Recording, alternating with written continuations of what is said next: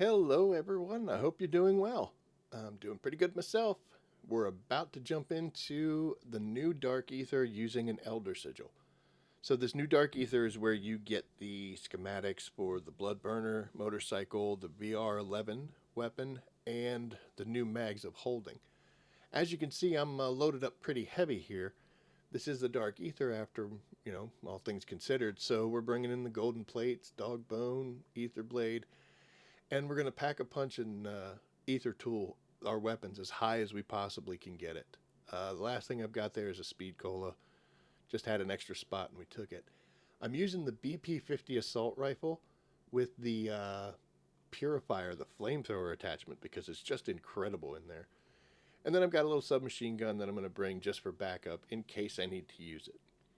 Now I'm going in with Alejandro because he has a 0 containment level currently. And I know that going into the missions, the story missions, the final ones in the acts, and going into the Dark Aether would reset your streak. It didn't take your gear away, but it was considered not to be a successful exfil. And just in case that's the same thing going on here, chose to go with an operator that has no progress yet. Well, we hit the ground, and the first thing I want to do is see if there's anybody else that wants to do this. I could try to do it solo, but would prefer to go in at least with some, 2 other people to go in as a full squad. So I pop a message up in, and nobody responds. Well, in that case, we're just going to head into the Tier 3 area and start doing some contracts. We are going to need some money if we're going to do this. Should have been dead. Hidden myself in a corner. It's always bad. Ether blade saved me on that one. But yes, we're going to do a bunch of contracts, as many as we can get. The main things that I want to purchase while I'm here is I want to get some Cashmeres to replace my decoys. A couple self-revives, but I do have a dog bone, so I'll be using that, so at least he'll be there to help. But also want to switch out. I am currently running a PA for my kill streak. Look, I found an origami horse. Don't see those things often. But I want to switch out my kill streak for a Juggernaut kill streak, just because I know there's the potential of fighting a Mega Abomination as one of the contracts. But I do get that switched out, and then I do come across these gentlemen right here. Oh, I don't know. You know what? I might hold on to one. Just because if I die, I have a tombstone perk on. Smart. Yeah, we're going and you're going to use the regular sigil. You down? I have an ElderSigil if you'd rather use that. Oh, yes. We definitely would prefer to use that. Yes, sir. Here we go.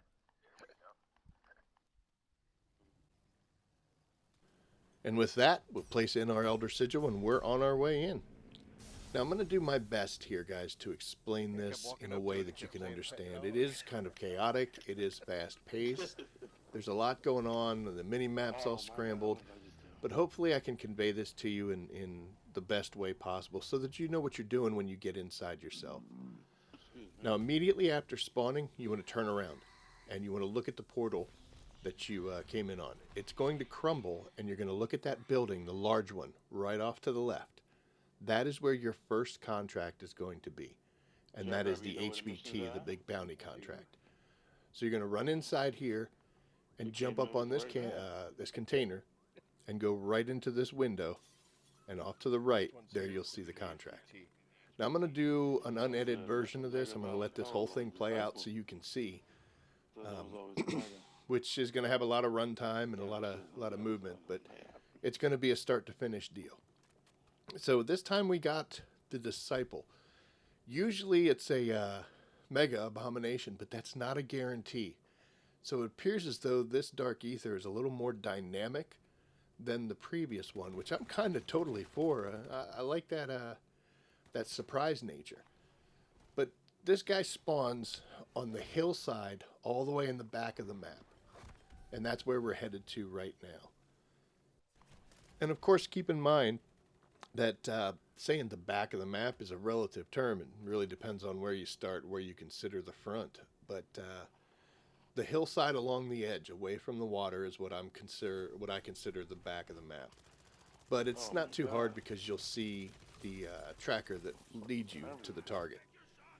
If it was the Mega Abomination, it would actually be out in the water, the exact opposite side of the map in the direction that we're headed to.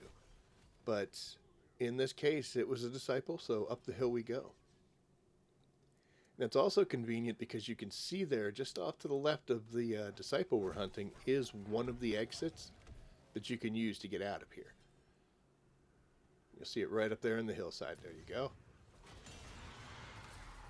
And we'll put some flamethrower on this guy. Thought he was dead. There he goes. So one down. Now, my advice to you in the Dark Aether is, if you're in a team, make sure you're not all sticking your head in that rift, because there's still going to be a lot of bad guys. They are constantly spawning, constantly running up on you, and from time to time it will be a special. So if you just pop your head in that rift, you're about to get overrun.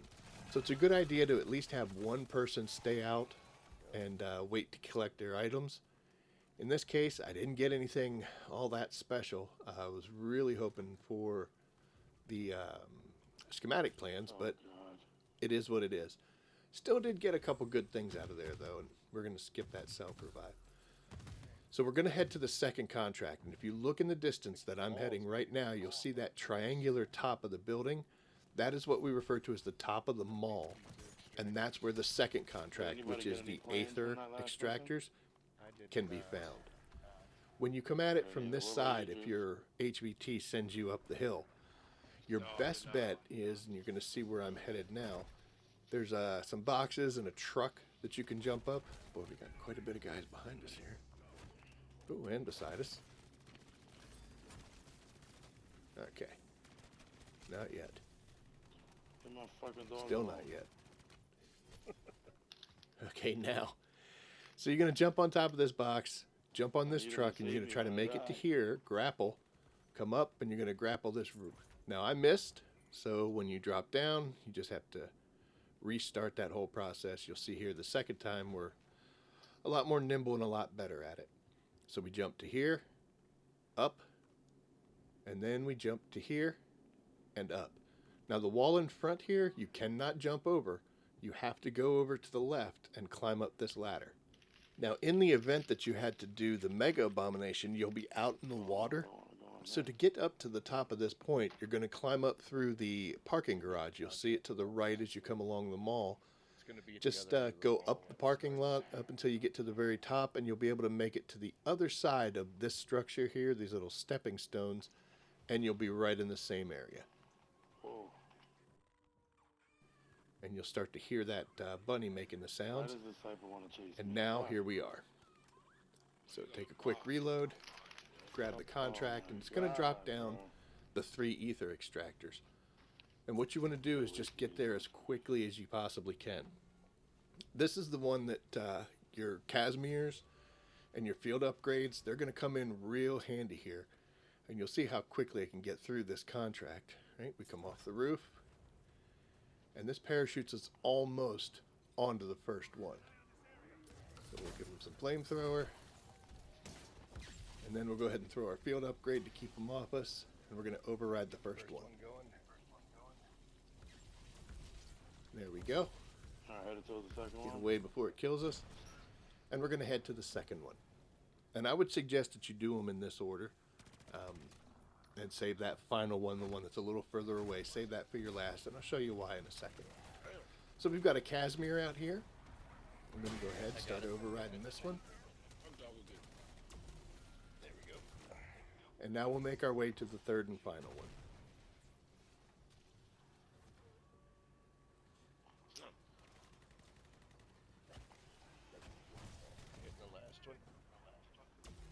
And with that, all we got to do is get clear. Disciple here, we'll put some bullets into him, and he's gone. And that is the second contract. And here, I got the BloodBurner key, and I also got the plans. Now, we're taking a little bit of damage here. Some guys are beating us up. Yeah, I do too. But if you listen close, you can hear that other bunny, which is the third and final contract.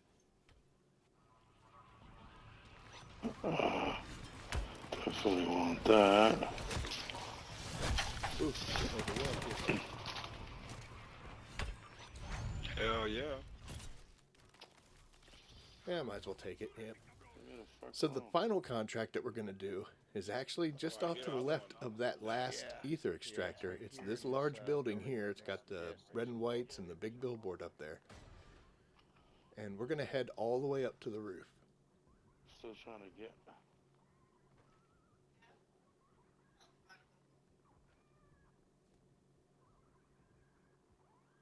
There's so much drop shit under the rewarder if I can't. Oh, there it is. Yeah, you can't get it. And this contract is locate the PND, so it's an Outlast contract, which is over in what I always referred to as the diner. It's off to the right, right along the edge of the water, and you can of course see it. And from up here, you can parachute almost all the way to it, which is good because you know you are timed, and we're down to about 7.5 minutes here, so we do gotta move a little bit. MagsofHolding. But it's inside this building here. This is like a small diner. And this is actually really a good positioning. What I suggest you do is make use of this circular counter. Because we can jump over top of it. But zombies are going to have to go around it. So by using that, you can just stay outside of their range. When they get a little too close, deal with them. If you start to get overwhelmed, then you're just up and over the counter. And they're going to have to run around it. So it's very easy to keep this area under control.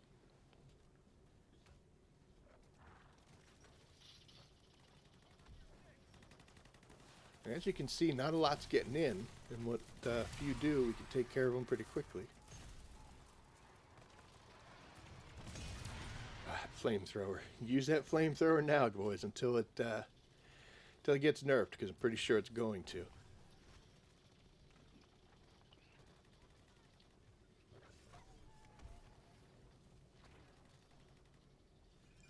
A little over halfway done. Now you'll see us start getting a little too much company here. We're just going to go up and over. And now they've got to maneuver their way around. And back and forth. Oh, he's a good guy. Now we're at 80%. I just completed some challenge, but I couldn't read it. 1500 something. That was a nice timed nuke.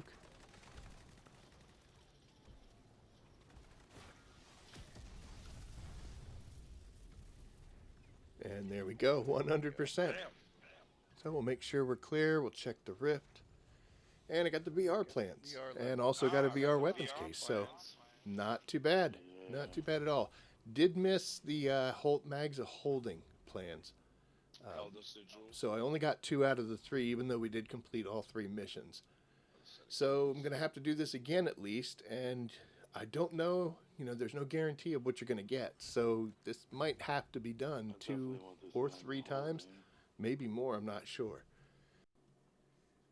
And the rest of this is just going to be a running fight heading back to that, the exfil mark that I showed you that was at the top of the hill on the back of the map.